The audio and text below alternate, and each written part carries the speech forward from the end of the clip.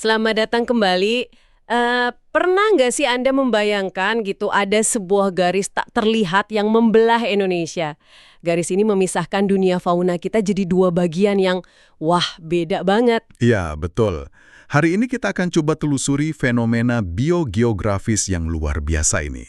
Sebuah batas yang nggak kelihatan mata, tapi dampaknya besar sekali. Kita bakal lihat gimana garis ini ditemukan ya, terus kenapa bisa ada, dan apa artinya buat keanekaragaman hayati kita yang kaya banget ini. Kita akan gali informasinya dari catatan-catatan pengamatan seorang naturalis yang, sangat jeli pada masanya. Oke, siap ya. Mari kita bongkar bareng-bareng. Coba deh bayangin, Anda lagi berdiri di Bali, terus lihat ke timur, ke arah Lombok. Selatnya kan kelihatan sempit ya, cuma sekitar 30-an kilometer lah. Betul, dekat banget kelihatannya. Ada batas yang sangat jelas. Di sebelah barat, di Bali itu, kita nemu fauna khas Asia. Ya, kayak kerabat gajah, harimau gitu ya. Secara umum, fauna tipe Asia. Nah, tapi begitu nyebrang ke Lombok, di timur, tiba-tiba muncul fauna yang beda banget. Ada komodo, ada kakak tua, kayak dunia lain gitu. Persis. Garis pemisah inilah yang kemudian dikenal sebagai garis Wallace. Garis Wallace, oke. Garis ini pertama kali diusulkan, atau lebih tepatnya diidentifikasi ya, oleh Alfred Russel Wallace. Itu sekitar tahun 1859.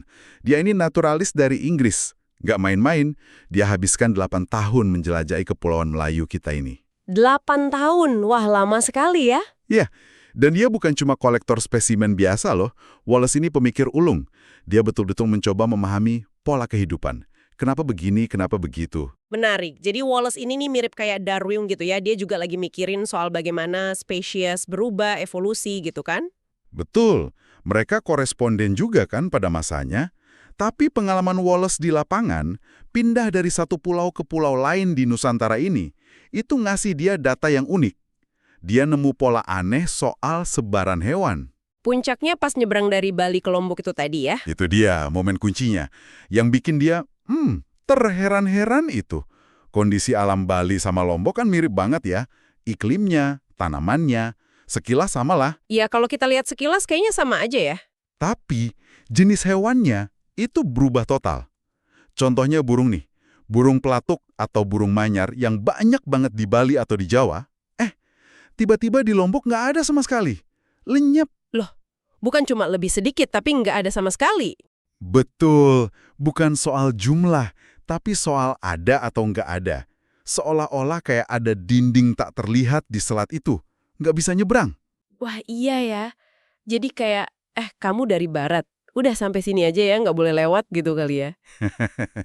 Bisa jadi begitu ya, kalau hewan bisa ngomong. Nah, di momen itulah Wallace sadar, ini bukan kebetulan.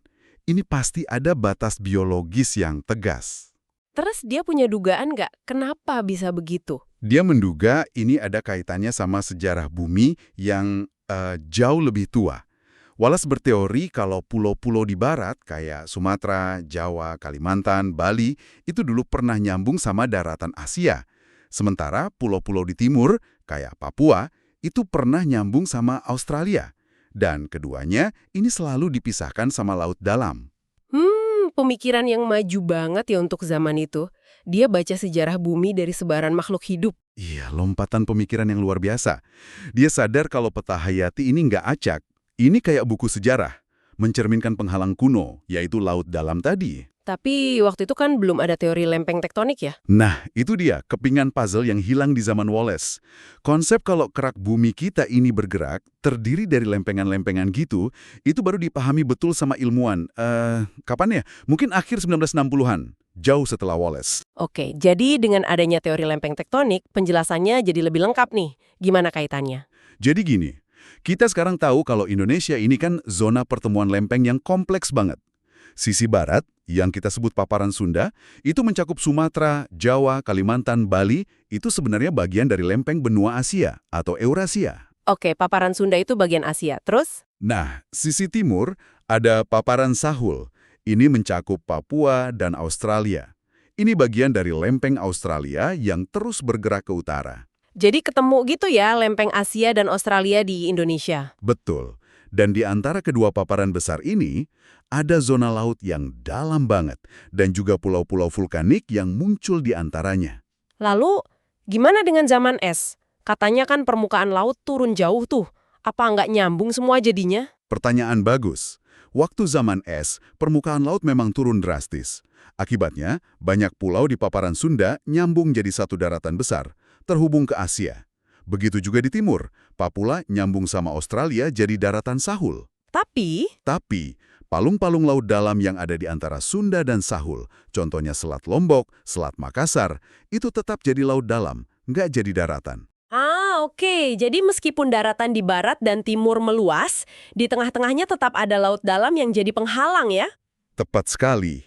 Itu jadi penghalang permanen buat sebagian besar hewan darat buat nyebrang dari Asia ke Australia atau sebaliknya. Terus pulau-pulau yang di tengah-tengah itu gimana nasibnya? Kayak Sulawesi, Nusa Tenggara.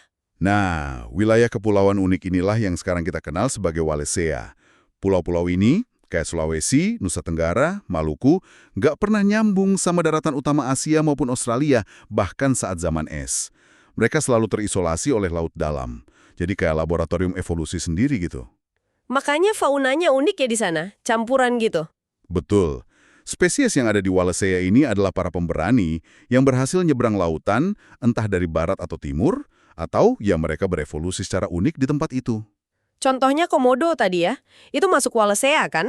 Iya, komodo itu contoh klasik hewan Wallacea. Yang menarik, fosil nenek moyangnya malah ditemukan di Australia loh, berasal dari jutaan tahun lalu. Baru sekitar sejuta tahun lalu, mereka berhasil berlayar atau menyeberang entah gimana caranya, sampai ke pulau-pulau Nusa Tenggara Timur. Wah, jadi ceritanya panjang ya si komodo ini? Panjang dan menarik. Jadi garis Wallace ini, ya meskipun nggak kelihatan, dia jadi penanda kuat banget bagaimana sejarah geologi purba terus membentuk kehidupan yang kita lihat sekarang.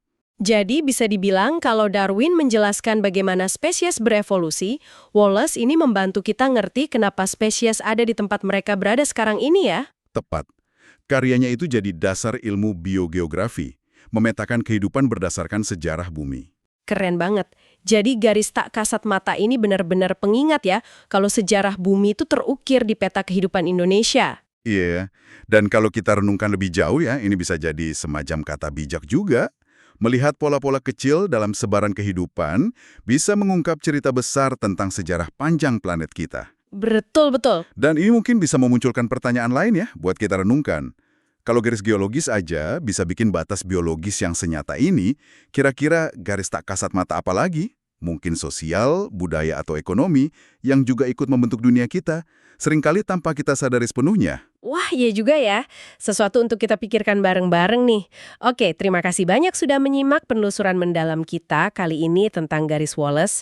Semoga jadi nambah wawasan ya. Jangan lupa tunggu pembahasan kita selanjutnya. Kira-kira pembahasan apa lagi ya yang akan kita sampaikan selanjutnya? Coba deh tulis di kolom komentar.